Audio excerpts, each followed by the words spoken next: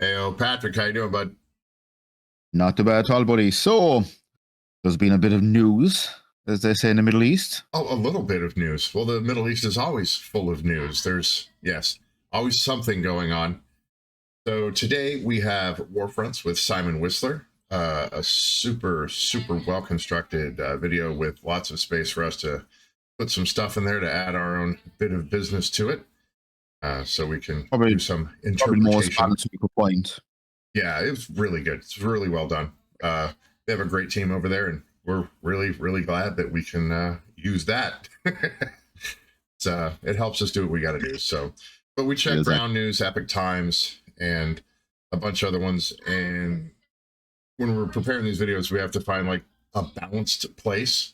I don't want to really lean too far out one way or the other. I want to have the best kinds of videos that we're covering and articles and stuff like that to give a fair and balanced view of what's going on. I don't want to mislead people. So we'll let Simon cook here, and then we pop it in. Here we go.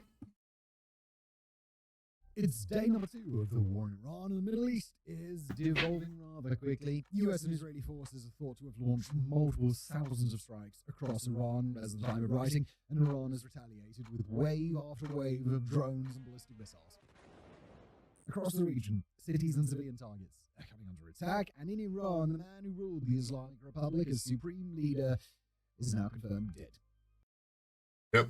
The Ayatollah Khamenei is dead, confirmed by Israel and the United States. A couple hours later, his successor was taken out as well. Right. So I think that shows precision strikes, and it was done in the middle of, well, not the middle of the day. The strikes were at 8:15 in the morning on the day that they happened, and I'm pretty sure it happened during Ramadan. So they weren't thinking that Israel was going to strike during that time period. Which is why they were in open places. A lot of intelligence data gathered by the Mossad, and also it came out as well in the news there recently that all the main leadership and his main body of his leadership were all in the one place as well. So I think that's why they just pulled the trigger, as they say. Okay, makes sense. Gotta get it while getting's good. So. But their chain of command was actually apparently set up rather well. So there's levels of leadership that are going to be trying to fill in and take over. I just don't know how effective that's going to be. They're going to have to keep lopping off the heads of the Hydra until such time as. Yeah. Hopefully this will be an opportunity for the people of Iran to actually take back their country. Stand up. That would be the best. Again, we don't want anybody to get dead on this, but it's a war. People are going to get dead, and we're just hope that regime can change there so that the people of Iran can have a better life. That would be the goal, right? All right, here we go. Definitely. The war in Iran is worsening by the hour, and we have no time to waste, so let's get into it. Lay of the land. At the outset of today's episode, we've got to give our usual disclaimer. Everything that we're about to discuss is accurate to the best of our knowledge and ability as of mid-morning on the 1st of March, local time in Tehran. So that's fog of war. There's lots of reports that are coming in that are updating information. Something we thought was correct right now might not be correct tomorrow. But again, there's hundreds of strikes going on at the moment as we speak. Right. So fair and balanced as we can. Yeah, even as we record right now, I'm just looking at the news headlines here. Yeah, it's wow. So going, and Trump said it's going to be 4 to 5 weeks, maybe a little bit longer. But I don't know if he's saying it's going to be 4 to 5 weeks because he thinks it's going to be 3. Then he can look good when he gets done early. Like I don't know what the deal is with that. But, I think that's just, probably the hopeful thinking. Definitely. Right. I don't see it done 4 or 5 weeks. Definitely not. Well, Pete Hegseth, the Secretary of Defense, was very adamant about how things were going to go. He had some things to say. Well, if you look it up, he has lots of things to say, and they're I see it here right now. Yeah, they're spicy. It's spicy. Spicy is a word you could use. Spicy is definitely a word you would use. Wow. Well, the thing is, he has very strong opinions, and he's doing the best that he can do, and I don't think he's doing a bad job, honestly. So he's trying to get rid of some policies in the American military that are making us a less effective fighting force. And he believes by making sure the standards are up and good, then we'll have a better fighting force. You kind of got to agree with them. If you're going to fight a war, you want the best people on the ground to fight that war for you, to defend your country, or to employ policies against foreign countries. So, but he's definitely a very, very spicy individual. Just looking at some of these comments here about this war at the moment. Oh, well, and like Brandy Cruz, he's got great hair. He's got great hair. solid on the hair. I'm just jealous. That's the problem. I think that's my problem. I have a hair jealousy problem. All right, here we go. A bit past dawn in Central Europe and a bit after midnight on March the 1st in the eastern United States. Anything that's happened after that time will not be accounted for in this episode, although at this point you can rest assured that we'll be back with more updates in the very, very near future. Now, across the Middle East, the offensive against Iran is unfolding very quickly. For perspective, US defense officials told American media that within just the first 12 hours of fighting, Washington had carried out nearly 900 strikes across Iran. According to Israeli sources, Jerusalem's first wave alone leveraged around 200 fighter jets, striking a total of around 500 targets. So if you're looking at that, that means that there isn't any anti-aircraft or effective anti-aircraft in all of Iran. Every corridor is wide open to go. Right. But most was taken out by Israel. Right. With their 12-day war. And then the United States is taking out specific kinds of targets, and Israel's taking out other kinds of targets. It looks like they can split the country between them, the way they're looking at it. Certain kinds of targets. And Iran's targeting radar systems and things that are going to track outgoing missiles, as I believe what their thought process was. But we're also striking some civilian targets, which seems like a really strange play. But we'll get into that later. There's some very interesting choices that they made that may not have engendered them with the rest of the Middle East.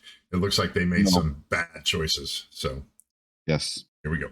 The two nations are believed to have hit targets in most of Iran's provinces at this time. According to Israeli sources, Jerusalem and Washington are dividing targets, with the Americans focused primarily on the Iranian military and its nuclear facilities, while the Israelis focus on Iranian leadership and its missile launch capabilities.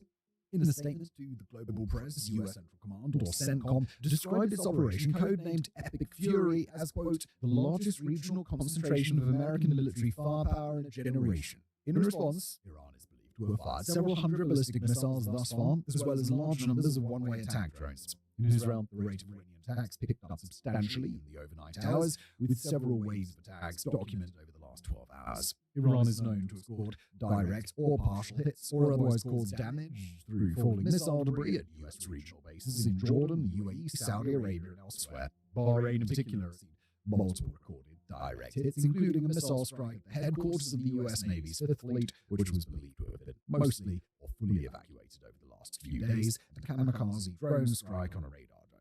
In the early morning hours, on March the 1st, the American airbase in Kurdish-controlled Erbil, Iraq, was struck with unknown munitions in what appeared to be a direct hit. Qatar, Jordan, Saudi Arabia, and other nations have all announced their own successful missile interceptions, and both Israeli and US forces appear to have successfully intercepted dozens, if not hundreds, incoming targets so far. Right. So the Iron Dome is functional. Jerusalem and Tel Aviv didn't receive a lot. Most of the stuff that hit in those areas, if they hit the ground at all, it's because they were let through because they were going to land in depopulated areas. But you'll notice that Iran was hitting Qatar, Bahrain, Saudi Arabia. They were aiming all their neighbors, pretty much. Right. Why would you do that? This feels like they're lashing out like an angry toddler. Like all these countries, like just a few weeks ago, Saudi Arabia was like, "We're not going to attack you. We're letting anybody use our land to put a strike into your space." Right, but then you hit them, right? Yeah. But I understand the regional bases within these countries, but it's still a very, very bad, dangerous policy.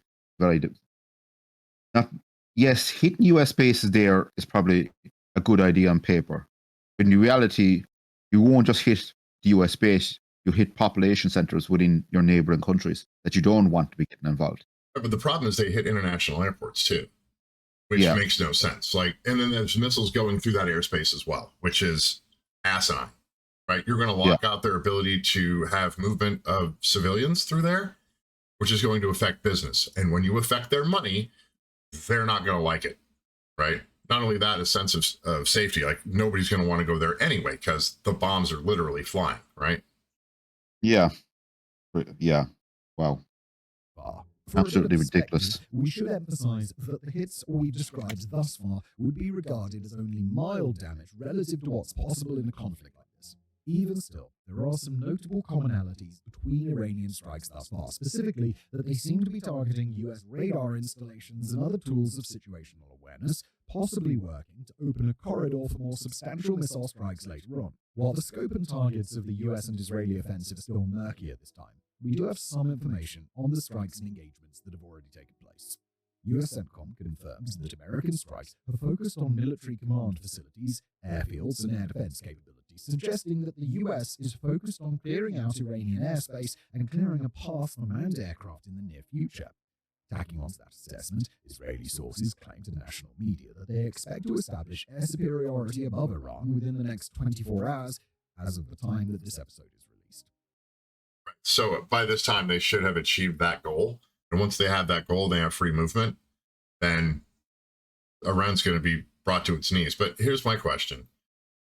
Is a ground force going to need to be sent there? Are we going to have to send an expeditionary force to take and hold that? Because if that's the case, the G20s are not going to have that. The EU, a lot of countries are going to be like, dude, don't put boots on the ground. Like, you can beat them up from the air all day, but the minute you put boots on the ground, that seems like a different kind of commitment, right? That is the question that's being asked at the moment. Are the US and their allies in the region going to put boots on the ground? That is the big question. As you said, that is a different type of warfare. I don't know if Trump or his allies have the, how can I put it? You want to say stones here? The stones? Yeah. Well, I think putting boots on the ground and risking American lives like that again in another prolonged conflict, I don't think the US population would have the stomach for it. Well, it's not that we're so averse to casualties at this point. Since World War II, we've been just averse to casualties, right? So it got through the Korean War and then through the Vietnam conflict, the war. The taking of casualties is something that the American public just doesn't want, right? It used to be thousands and thousands and thousands were dying, and now it's news if 2 or 3 soldiers die, or Marines, or airmen, or whatever, right? So it's become a much bigger thing, the loss of individual lives, right? So yes, but I don't, as I say, it's going to. I don't see the US sending troops in. I personally don't. I don't think they will. As you say, they're too risk averse. Right. Unfortunately. Well, I don't know if unfortunately, but do you think maybe special operators to achieve certain kinds of goals like Delta or the SEALs or something like that, maybe? There's no doubt in my mind there's special operators already in that country. Right. We're just not hearing about it. Well, which makes sense. Yeah. Especially with these strikes. Right. Generals don't want you to know what their war plans are.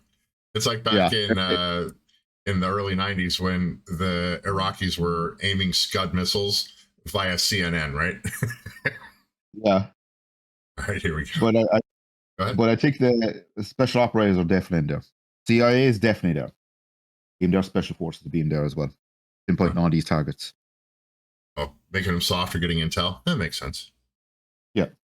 Other unconfirmed reports suggest that American F-35 stealth jets shot down a group of Iranian MiG-29s in what would be one of the more significant air-to-air engagements of the 21st century thus far. Unconfirmed. That one is unconfirmed. We've still been looking for that one. We can't find anything on that that's from a major news source that confirms that. So not yet. Yeah, somebody be crowing about that on the Star Spangled Banner side if that had happened. Somebody'd be like, "We did the thing." It's a hard thing for us cowboys to keep some things under our hat, as it were. Yeah, especially that war department to definitely go up and signal. Oh yeah, if there's an intercept, we're gonna know. We're gonna know real soon. All right, here we go. Also significant from a military perspective was the United States' first known use of its own low-cost, one-way attack drones, devices known as the Lucas, and modeled after Iran's highly successful Shahed 136. Online, Iranian state media and telecommunications sites have come under attack, and a popular prayer app was hacked to display messages calling on Iranian troops to take to the streets and help overthrow the regime. So the drone technology has advanced insanely. Yes. It was ramping up before the Russian-Ukrainian conflict, that war, but it has just skyrocketed, right? That's one thing to say about the Ukrainians. Their drone technology is unbelievable at the moment. What's Like funny they're is, definitely they're leading the world at the moment when it comes to drone technology. As I said, necessity is the mother of all invention. right? Well, Wow, did they at their one drone point, technology? at one point in my military career, I had quite a set of knowledge about the modern age of UAVs, unarmed aerial vehicles. But now even that stuff, like not stuff I can talk about, but just from what I know and how it's advanced, like that curve is just shot up the y-axis insanely. It's wow, and that Lucas is one of the most amazing pieces of technology. It does all the things. It does all the things it's supposed to do, and it does them very well. So, And by the way, very cost effective as well. Think about it. Very cost effective. yeah, if it means less people on the battlefield are dying, then good. Yep. Along Iran's coast, satellite imagery confirmed that the United States has hit at least one warship, and America's carrier strike group in the region is believed to be attacking every naval facility within reach. Some of America's specific targets suggest that the US is highly aware of locations of supply depots, missile storage sites, smaller military leadership compounds, and other targets that lack symbolic value, but are especially important in dismantling Iran's tactical capabilities. Offshore oil tanker crews reported that they'd also heard explosions near Khan Island, where Iran exports roughly 90% of all of its crude oil. On the The map's going to come up again. We'll show you where Khan Island is. So it used to be that the Iranian flag tankers would leave the Strait of Hormuz, go out somewhere in the widest expanse of the ocean, and then offload their product to vessels flagged under other countries. And then those tankers, and that's called the Shadow Fleet, would then offload wherever they were offloading their oil. Mainly China and Russia was our main buyer. Well, anywhere from California to China to Russia. Because California imports a ton of oil, even though it's got a lot of oil. A very strange thing. But then they would get paid, and then they would kick back the lion's share of the money above the operating cost back to Iran, and that's how they were functionally supporting their financial need. So, Iranian proxy forces are believed to be getting involved. Yemen's Houthi rebels have vowed to resume attacks against Red Sea shipping, and Iran-allied militia in Iraq claimed an attack on the U.S. airbase in Erbil, Iraq on Saturday. So the Houthis and the Hezbollah have decided they're going to put their hat in the ring on this one, and I don't think it's going to be. I mean, can you see that being any? It's not going to end well for them. Put that way. Right, but it's going to be. You said yesterday it was going to probably be more symbolic than anything. Like we're going to pound our chests. They're doing a few attacks here and there, but they don't have the military capability to take on any of the main bases. Right, they're not a major player. They were functionally an arm of resistance that the Iranians were using in other places to cause terror and fear, right? Yeah, exactly. Yeah, that's not a conventional force that's going to stand up. It might dig in and be a problem later, but I don't think it's going to have a major effect on this conflict. None whatsoever. Also in Iraq, protesters near Baghdad's Green Zone reportedly attempted to storm the U.S. Embassy on Sunday morning, although, as of the time of writing, they are not known to have breached the perimeter. Still haven't breached. Conversely, the Hezbollah organization in Lebanon condemned the strikes against Iran, but has given no indication that it intends to respond militarily. As for the current counts of dead... It's just the Houthis. The Hezbollah decided not to do wild and say wild things. Probably good to keep your head down right now, bud. Yep. Wounded. U.S. CENTCOM indicated on Saturday that there have been no casualties or combat-related deaths in the first 12 hours. By Sunday morning, that may have changed, with a combat rescue helicopter tracked on a journey from Bahrain to Qatar, but any casualties have not yet been announced as of the time of writing. In Israel, over 100 people were reported injured, most with minor injuries, and one woman was confirmed dead in Tel Aviv on Saturday night. According to the Iranian Red Crescent, 201 people were confirmed dead and over 740 injured as of the evening of the 28th of February.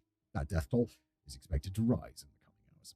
Critically, the US and Israel have not avoided civilian casualties. Global media has confirmed that a strike impacted a girls' school in southern Iran. The death toll at that site has now climbed to 148, according to officials on the ground, with... So that was either a mishandled precision strike, or it was deflected in some way by the Iranians, or the Iranians shot a missile that failed. That one they're still working on. They're still working on, but it might have, as you say, it could have been a strike that it was mishandled. Still, it doesn't look good for the whole world press. But unfortunately, in these type of wars, these things do have a tendency to happen.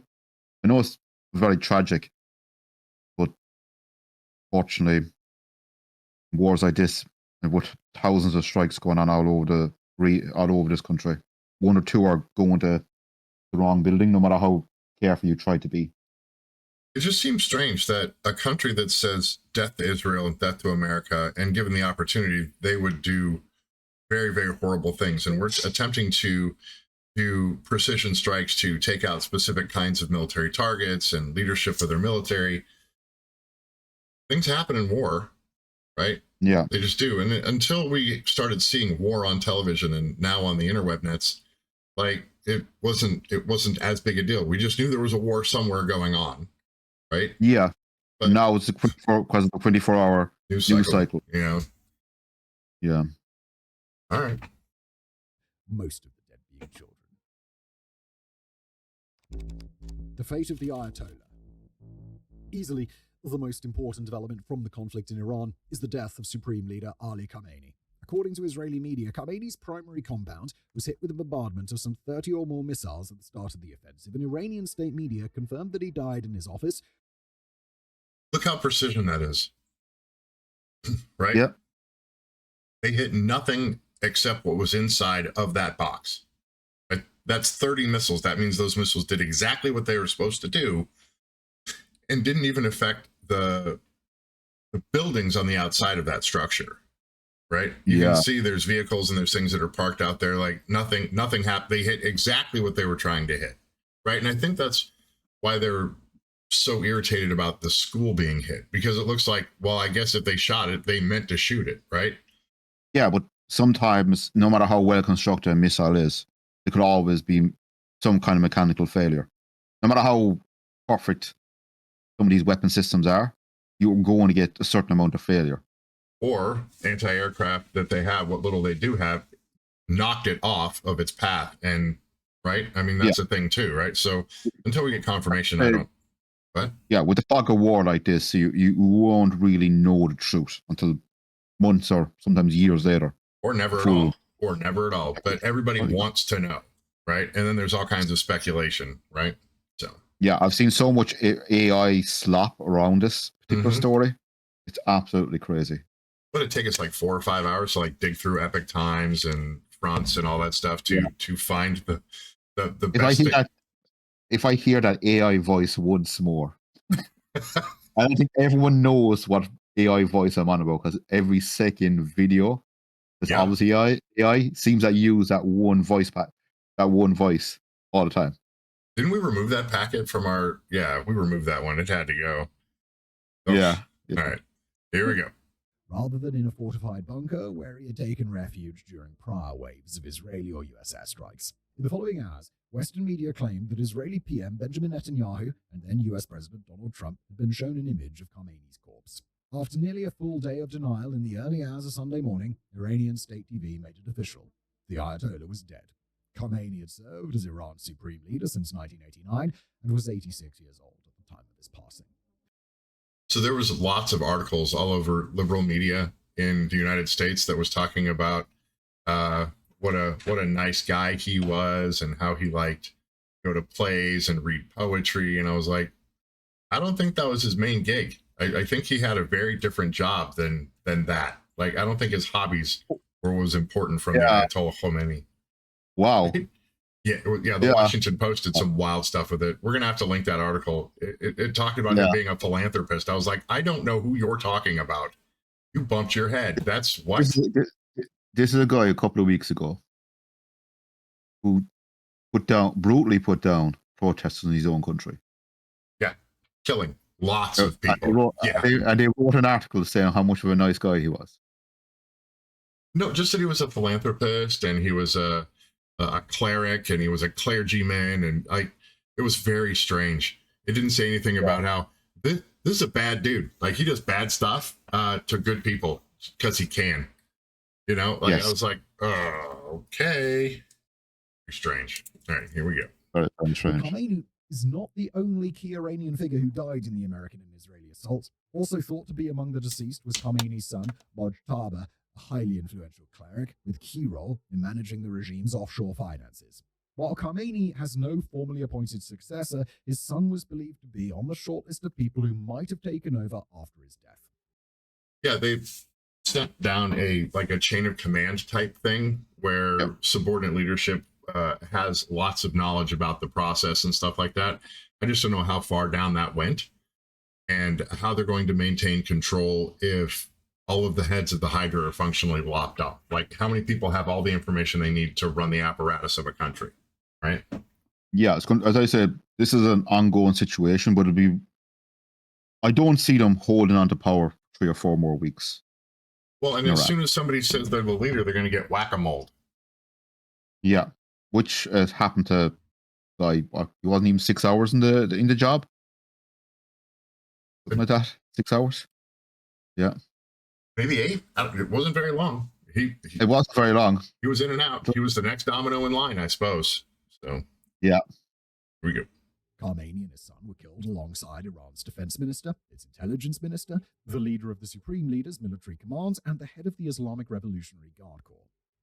IRGC, which I believe the secret police is attached to.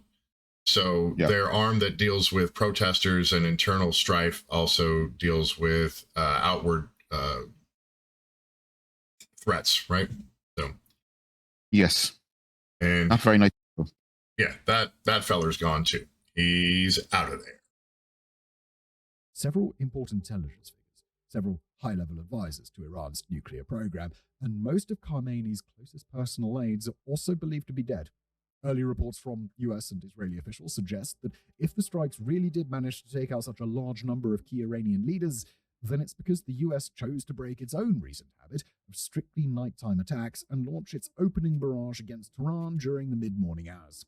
Iranian leaders apparently thought they'd be safe during that time, especially given that it was during Israel's weekly Shabbat and during daytime fasting in the Islamic holy period of Ramadan.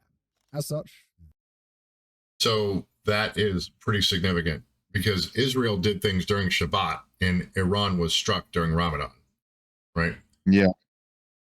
Yeah. That was a kind of a pride thing as well when it comes to Israel. Hate to see it, but if you're fighting a war, sometimes. They're believed to have been holding meetings at several locations at the time that those sites came under attack.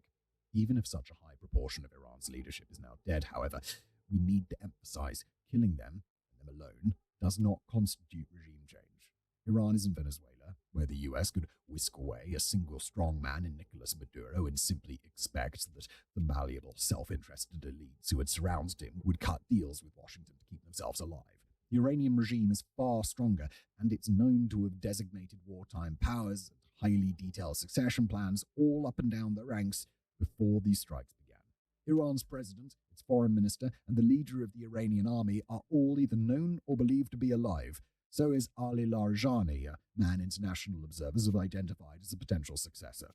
As of now, Khamenei's formal successors have already been designated, with the country's president, its judiciary chief, and a highly ranked jurist set to form a council that would transition Iran to new leadership.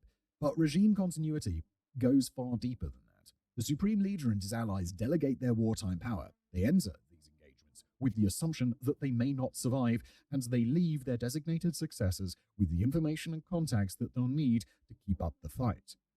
Right. Well, it's just good thinking, right? Yeah. If I'm most modern countries all operate the same way. Yeah, somebody's got to have the keys, otherwise we can't get into the castle, right? You can't keep fighting the war if people don't know how to run the apparatus of either the country or of the war machine. Yeah, nearly all modern countries are very robust when it comes to its nations during wartime. That's not to say that the US and Israel can't achieve regime change during these operations, but killing Khamenei and his allies will only be the first step. Right, the people in the street have got to do something about it in Iran. Right, geographically, that is a very, very difficult place to get into. If you look at the topography, it's not easy to get through there. right? That is very, very tough country. Very tough. So their successors will have to be hunted down too, and their successors after that, and so on and so on, until the remnants of the regime can no longer coordinate a coherent offense. And even if that happens, there's a real chance that international factions will try to seize power, whether from the Islamic Revolutionary Guard, the intelligence services, or political factions who are ultimately loyal to the current leadership. Right, there's going to be a ton of infighting either way. So the people who get power might not be the ones who are best for the people of Iran, right? It doesn't seem to work like that, especially with theocracies. Especially with some of these guys, yeah, they definitely wouldn't be very nice guys. Right. I don't think they have the people's best interests at heart. I think they have power in their hearts, and they want to exert that control over everybody. Exactly. And of course, the X factor in all of that would be Iran's protesters, and as of now, footage indicates that crowds took to the streets in Tehran, Shiraz, and elsewhere in celebration of the Ayatollah's death. But those protests haven't yet come anywhere close to the size of January's movement, and although they've seen protesters tear down statues and remain in the streets in some places, yeah, they're going to get shot. A lot of them are going to get shot. So there's a huge risk inherent in doing that. So I don't know that the people are going to want to take to the streets like they did in January, right? That was mostly our inflation is so bad I can't buy food, right? Yes. It's like no falafel Friday. It's no good. You saw how brutally they put that down. Yeah, that was fast. So, and the people on the street still are aware that that's the way things go, right? Yes. Sources on the ground reported security forces opening fire on demonstrators elsewhere. The attacks on the Gulf. From the death of Khamenei, we've got to travel westward to the states of the Persian Gulf, where a parallel crisis is playing out as we speak. Prior to the start of the US and Israeli campaign. Right. This is we're talking about how they were shooting out into all the countries that were around them. Like I said, like an angry toddler, right? So he's going to go into the people who got popped. And then the things they said prior to this, to give Iran some sense of security, I suppose. And then Iran just punched him in the face. So, yes. Gulf states like Saudi Arabia, the United Arab Emirates, Qatar, and others have been lobbying Washington continuously, urging de-escalation in order to ensure that the Gulf didn't come under attack. A high share of the world's oil and gas supply travels out of the Persian Gulf every day, and by targeting that energy infrastructure, Iran could hold global markets hostage, cause immense economic damage to its neighbors, and force the US to back down. Right, along with ensuring that the Strait of Hormuz and that area, that oil doesn't come out of it in one way or another, right? Yeah. So they strong-arm the energy infrastructure. What's that? It's already driving up the oil prices. I'm just looking there. Oh, yeah. Yeah. Okay. I went to the pump yesterday. I'm shocked, sticker shock, all bad. Although it appears that Iran has made a critical strategic miscalculation. Over the first day of back-and-forth strikes, Iran did target the nations of the Persian Gulf, but it didn't primarily target their energy infrastructure. Instead, Iran hit numerous civilian and infrastructural targets across the region, including the international airports in Kuwait and Dubai, the capital cities of Riyadh and Abu Dhabi, and the National Security Agency of Bahrain, among others. Also in Bahrain, footage depicted Iranian drones slamming into the sides of two residential towers, one of which was completely engulfed in flames by that night. So now they're specifically targeting civilian targets, unless that drone was specifically trying to go somewhere else and a building just got in its way. But then again, that's just the technology. Did the technology fail, or was that the target? Right? Yeah, that could be genuine. It looks like a technology fail, just the way the footage was. Well, no, I've seen it hit that thing square center. Yeah. Right. If it was a football, it hit that dude right in the numbers, like pow. Yeah. Right? I'm just saying it kind of looks like a technology failure in a lot of ways, maybe. But as it says, in the fog of war, you don't know. As you said, the truth will never come out really. Right. Well, and getting the order of events will help figure out what maybe the thought process was. Right. But if they're hitting airports in Kuwait and Abu Dhabi, like that is, I think the Iranian government that's there at the moment are just striking it at everything they can, while they can.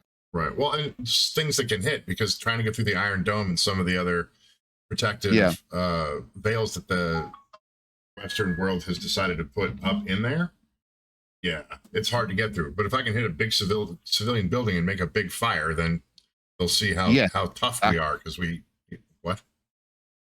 Exactly. That's what I think. That's what they're trying to do, is find holes within the defenses and hit those targets.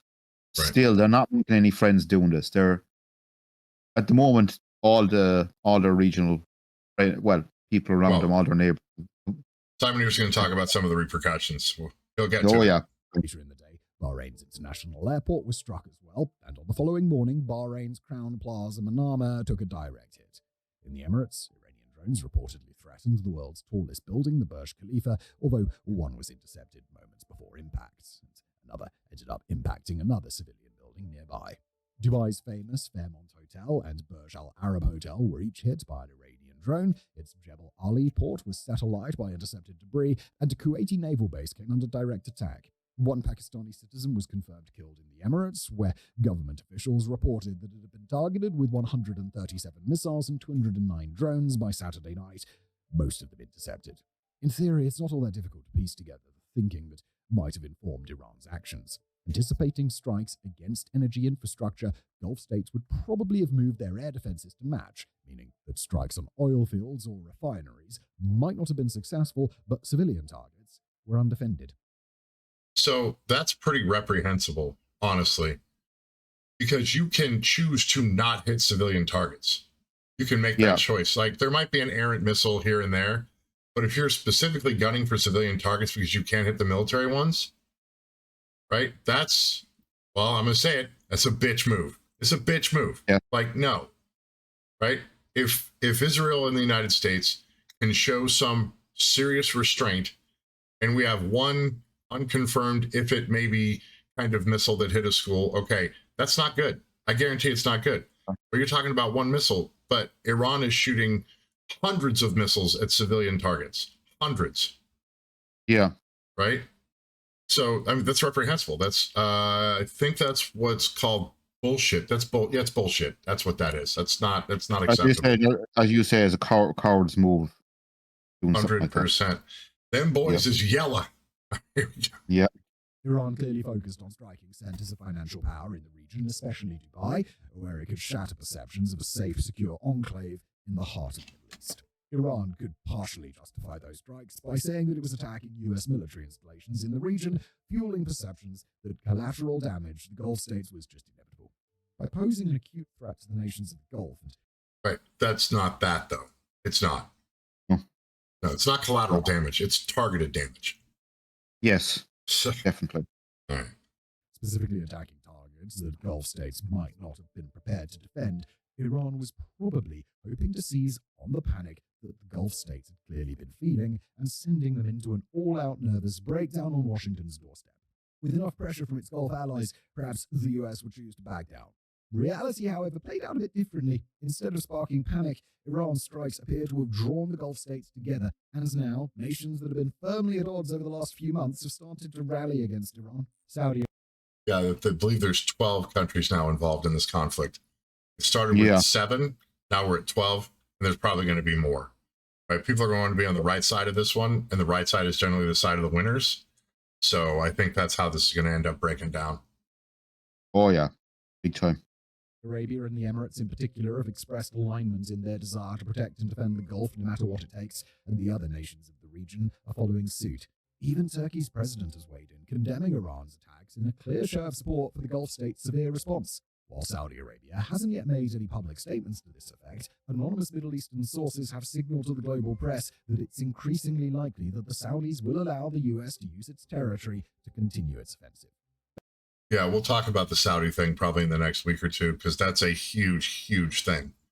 If Saudi Arabia decides that they are fully aligned with the G20s, the EU, and the United States in its conflict, and to include Israel, yeah, that's going to be curtains for Iran. That's going to be all bad. Yeah. That's a lot of money. That is more money than you could possibly imagine heading in that direction. Wow. They've got the money. Basically, it now appears that the Gulf states have taken the opposite stance from what Iran had intended. that they had been signaling as clearly as they possibly could that they intended to sit on the sidelines for this war, and now that Iran has chosen to attack them anyway, appeasement of the Iranian regime is off the table. While the Gulf states don't go to war very often, or at least not directly, they do possess substantial air power and now have sufficient justification to eliminate the Iranian threat directly. We call this boot to the ass. That was a bad call, Iran. Bad call. Yeah. Like, you didn't have to put your stick in the hornet's nest, but you're like, oh, hey, is that a hornet's nest? Is this a stick in my hand? Dumbass. Really? Dumbass? Ugh. As I said, they're lashing out at every target they can find within missile range. I can see that meeting. Hey, boss. Yo, I get told what say we bomb the civilians in places where they're not going to attack us if we don't hit them in the face, right? Oh, hey, that's a good idea.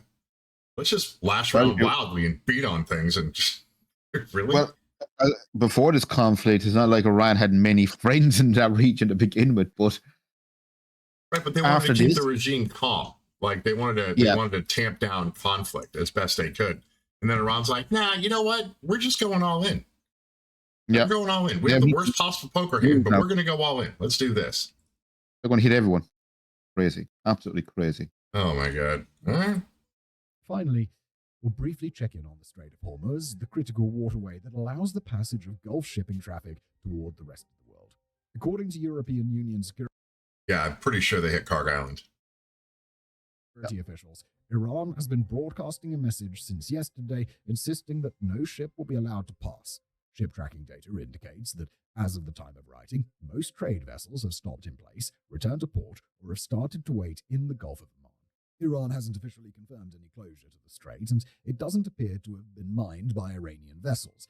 But global ship insurers may have finished the job on Iran's behalf, cancelling policies and jacking up prices for any vessel that attempts a crossing.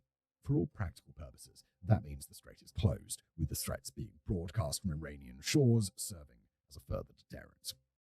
So, when you tell Saudi Arabia they can't make money because they can't get their oil out of the Strait of Hormuz, that's probably, in their eyes, as bad as hitting the civilian targets. Right? The civilian targets getting hit actually can cause it so there can be actual attacks from those places.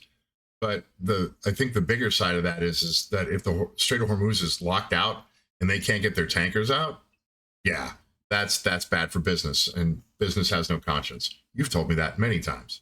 Yeah. Business has no sentiment in business. Isn't that what they say long ago? Yep. All power of the monies. So. If that situation doesn't change by Monday, then the impact of the ongoing conflict will show itself in global markets.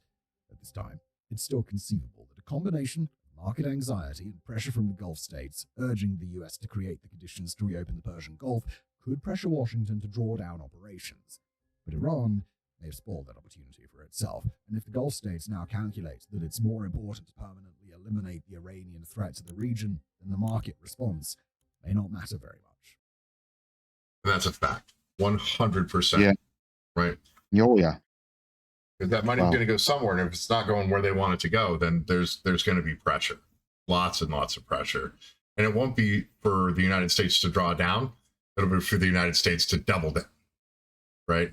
To put more foot-to-ass action to bring them under control to open up the Strait of Hormuz, right? Because they still have enough firepower to directly affect the Strait of Hormuz, right? But their big open wound there is Karg Island. If Karg Island is not maintained, then 90% of their product goes through Karg Island, and that's going to be a problem for them. So they're going to have to somehow protect that, although it's been shot at and beat up a little. And just to show, hey, we can hit you here. You better act right. We're going to remove your ability to make any kind of money at all, right? Because you have one product, and it's oil. Yes. Exactly. Anywho. All right, you got anything else for the good of people, Patrick? No, but as I say, it's interesting to see the timing for this war, but I can understand that Trump has been talking about it for the last couple of weeks, especially since the crackdown on the protesters. So we all kind of knew something was going to happen sooner or later, especially when you don't move that much firepower into a region unless you're going to use it for something. So we all knew this was coming down the track in some shape or form. That's foreshadowing for sure. All right. For Patrick McCallum, I am Alex Johansson. Like the like, ring the bell, do all the things, subscribe, and help us beat the algorithm. We're the A&P Gents, and we are